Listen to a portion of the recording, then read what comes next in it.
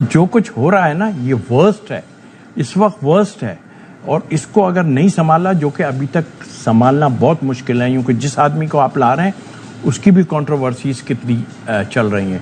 मुझे लगता है कि वकार भाई की मैनेजमेंट ठीक नहीं है सही, और वहां पे जिन्होंने उनके साथ उनके रवैये ठीक नहीं है। उनका जो क्रिकेट कैरियर है as a player, as a head coach, full of controversies है। उस कंट्रोवर्सीज की बात करें, जब वकार यूनुस हेड कोच थे 2010 में स्पॉट फिक्सिंग का स्कैंडल उनके दौर में आया।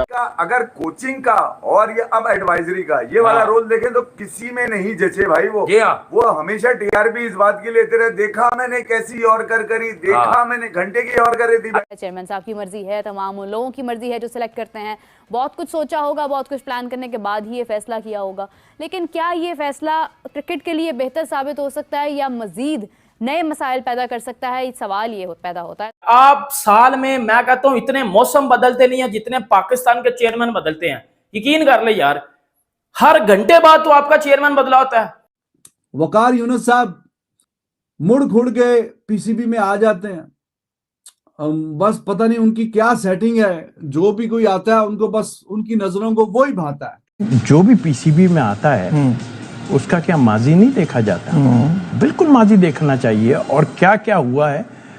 अब आप ये कहें कि जंगल का बादशाह है, कुछ भी अंडे दे बच्चे दे, वो कौन सी मिसाल है? जी। तो वो अलग बात है। बट जो कुछ हो रहा है ना, ये वर्स्ट है, इस वक्त वर्स्ट है। और इसको अगर नहीं संभाला, जो कि अभी तक संभालना बहुत मुश्किल है, क्योंकि जिस आदमी को आप ला रहे हैं उसकी भी कंट्रोवर्सीज कितनी चल रही हैं। अब संभालने का जहां तक ताल्लुक है, अब ये देखना पड़ेगा कि किस से उसकी। अभी तो अहमद शहजाद का कुछ स्टेटमेंट आने वाला होगा, अभी कुछ और लोगों के स्टेटमेंट आने वाले होंगे जिनसे उनका फिर उसके बाद एक लफ्ज जरूर मैं कहूँगा, मैं मजाक की हत्या की बात कर रहा हूँ कि तेरा क्या बनेगा सरफराज। तो मतलब ये एक डायलॉग है छोटा सा, मगर जस्ट ना कुछ। वकार भाई के ऊपर क्रिटिसिज्म आ रहा है, और वकार भाई के ऊपर ये सिर्फ पहला बंदा नहीं है, 5, 6, 7 लड़के और भी हैं, इंक्लूडिंग माई सेल्फ, कि मुझे लगता है कि वकार भाई की मैनेजमेंट ठीक नहीं है सही, और वहां पे जिन्होंने उनके साथ उनके रवैये ठीक नहीं है। As a human being is a great guy, he is a great guy, great company. The minute he comes in a job, that's where the problem comes in. जहां पर मुझे लगता है उनकी मैनेजमेंट लड़कों के साथ ठीक नहीं है। वकार यूनुस तो पाकिस्तान क्रिकेट में सारे कुछ क्रिकेट के मामला जो है उनके हाथ में दे दिए गए, लेकिन इतने ज्यादा इख्तियारात मिलना ये वाकई मेरे लिए भी एक हैरत की बात है। हमारे लिए भी 2 दिन पहले जब ये खबर आई तो एक हैरानकुन फैसला था कि एक ऐसा शख्स जो पाकिस्तान को एज ए बॉलिंग कोच 3 बार रिप्रेजेंट कर चुका, एज ए हेड कोच 2 बार वकार यूनुस ने पाकिस्तान को सर्व किया, और उनका जो क्रिकेट कैरियर है as a player, as a head coach, full of controversies है। उस कंट्रोवर्सीज की बात करें, जब वकार यूनुस हेड कोच थे 2010 में स्पॉट फिक्सिंग का स्कैंडल उनके दौर में आया, फिर शाहिद आफरीदी पाकिस्तान के 2012-13 में कप्तान थे, उनके साथ लड़ाई हुई, शाहिद आफरीदी ने रिटायरमेंट अनाउंस कर दी, फिर मोहम्मद आमिर के साथ जब वो बॉलिंग कोच थे उनकी लड़ाई रही, मोहम्मद आमिर ने एहतजाजन क्रिकेट छोड़ दी। तो मेरे ख्याल में एज ए हेड कोच तो उन्होंने बहुत ज्यादा पाकिस्तान क्रिकेट को कामयाबी नहीं दिलवाई। लेकिन पीसीबी चेयरमैन मोहसिन नकवी साहब जा रहे हैं और वकार यूनुस आ रहा है। Waqar Younis as a player अच्छा प्लेयर था, एज अ कोच फेलियर, मतलब as a head coach, as a bowling coach वो बंदा फेलियर था। उस बंदे के कैरियर में ना, इस कोचिंग कैरियर में बहुत ज्यादा लोगों के कैरियर खत्म हुए हैं। आप उसको पीसीबी का चेयरमैन बना रहे हैं। वकार यूनुस का चेयरमैन, पीसीबी चेयरमैनशिप में, मतलब इस बंदे का क्या एक्सपीरियंस है? वो तो अभी कमेंट्री कर रहा है, वो तो कमेंटेटर बना हुआ है अभी।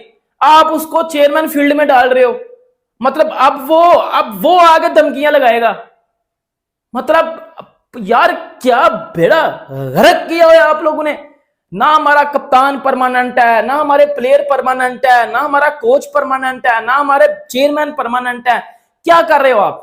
अब आप ऐसा समझ लो कि पाकिस्तान क्रिकेट का जो कुछ, वो कहते हैं ना कि वो उजाले की कुछ हमें उम्मीद नजर आ रही थी, वो 1%, वो भी अब वो भी अब खत्म होती नजर आ रही है, वो भी अब खत्म होती नजर आ रही है। दोस्तों, पीसीबी के चेयरमैन मोहसिन नकवी ने पाकिस्तान के पूर्व फास्ट बॉलर, कोच और कमेंटेटर रहे वकार यूनिस को फिर एक बार पीसीबी में बड़ी जिम्मेदारी दी है। उस पर पाकिस्तान के ही पूर्व क्रिकेटर और मीडिया ने बवाल काट रखा है, जो आपने देखा। और आगे देखिए कि पाकिस्तान के पूर्व क्रिकेटर और मीडिया इस पर और क्या रिएक्शन दे रही है। वकार यूनिस पाकिस्तान की क्रिकेट के साथ जब जुड़े, जब बहुत ज्यादा कंट्रोवर्सीज हुई हैं, कंट्रोवर्सीज, एडवाइजर नहीं आए अभी थोड़े दिन में, आप ही बताएंगे वो किनको बचाने आए यार। वो क्या घर बैठ जाए, काम ही ना करे यार। इधर शाहिद आफरीदी ने एक बयान दिया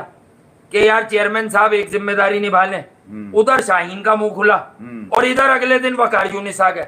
और वकार यूनिस और शाहिद आफरीदी में क्या हुआ है 2011 से लेके 13 तक दुनिया जानती है, दुनिया जानती है। वकार भाई आपके इख्तिलाफात हो सकते हैं उससे, बिल्कुल करें आप, क्रिटिसिज्म बनता है उनके ऊपर। वो पाकिस्तान के हेड कोच रहे, 5 उंगलियां घी में रही, बल्कि कढ़ाई में रही उनकी 5 उंगलियां।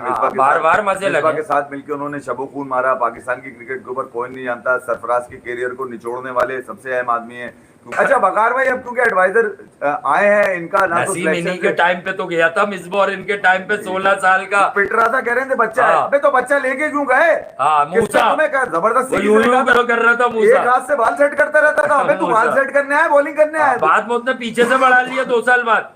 तो मैं यही कह रहा हूँ कि वकार भाई का एक तो जुनून है कि वो बच्चे जो सलाम करते रहे, हर वक्त ग्रेट कहते रहे, हर वक्त लेजेंड कहते रहे, पीछे पुकारते रहे, वकार भाई दी ग्रेट, ये आवाज लगाने वाले आदमी चाहिए इनको। वकार का अगर कोचिंग का और ये अब एडवाइजरी का ये वाला रोल देखें तो किसी में नहीं जचे भाई। वो हमेशा टीआरपी इस बात की लेते रहे, देखा मैंने कैसी और करी, देखा मैंने घंटे की और कर रही थी भाई। फैसला तो हो गया, ठीक है, उनको मौका दे दिया गया।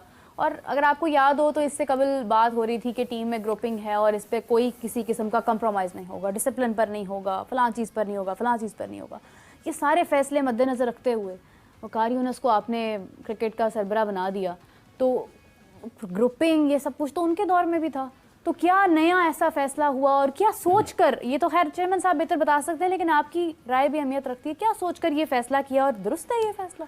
देखिए, इसका 2 मुख्तलिफ चीज़ें हैं, टीम की ग्रुपिंग और किसी भी शख्स को किसी इंतज़ामी ओहदे पर लाना। इस फैसले से पहले माजी पर नज़र दौड़ाई गई या नहीं दौड़ाई गई, क्योंकि इससे पहले मुख्तलिफ वक्तों में पाकिस्तान क्रिकेट टीम की कोचिंग कर चुके हैं। अब कोचिंग में आते हैं या इंतज़ामी ओहदों पर अपनी खिदमात अंजाम देते हैं, तो वो मुख्तलिफ चीज़ें हैं। खेल से कोचिंग मुख्तलिफ है, कोचिंग से इंतज़ामी ओहदों पर जाना मुख्तलिफ है। क्या माजी को देखा गया या नहीं देखा गया, ये सवाल ज़रूर है। और किस चीज़ ने कायल किया चेयरमैन साहब को इस फ़ैसले पर कि वो पाकिस्तान क्रिकेट के मौजूदा हालात में मौजू हो सकते हैं। वकार यूनिस साहब मुड़ घुड़ के पीसीबी में आ जाते हैं, बस पता नहीं उनकी क्या सेटिंग है, जो भी कोई आता है उनको बस उनकी नजरों को वो ही भाता है कि वकार यूनिस ही किसी ना किसी तरीके से आ जाए, और कोई अच्छी परफॉर्मेंस इनके टेन्योर में नहीं होती, कभी भी नहीं हुई। पाकिस्तान को कोई अच्छा बड़ा इन्होंने कोई कप शप कुछ नहीं जितवाया। बंदा मुख्तलिफ रोल्स में अगर नाकाम रहा है तो वो फिर आप कोई और ढूंढ लेना यार। वकार यूनिस पाकिस्तान की टीम के साथ कई बार रह चुके हैं, अब इतने रोल मिले हैं, कोच भी रहे हैं, और फिर जिसकी कोचिंग की है, मतलब कमाल ही है, जिसकी कोचिंग की है फिर उसके अंडर उसके असिस्टेंट कोच के तौर पे खेल रहे हैं। मिसबा की पहले कोचिंग किया, ही वाज द कैप्टन, फिर जब मिसबा कोच बना तो उसके असिस्टेंट भी बने हैं।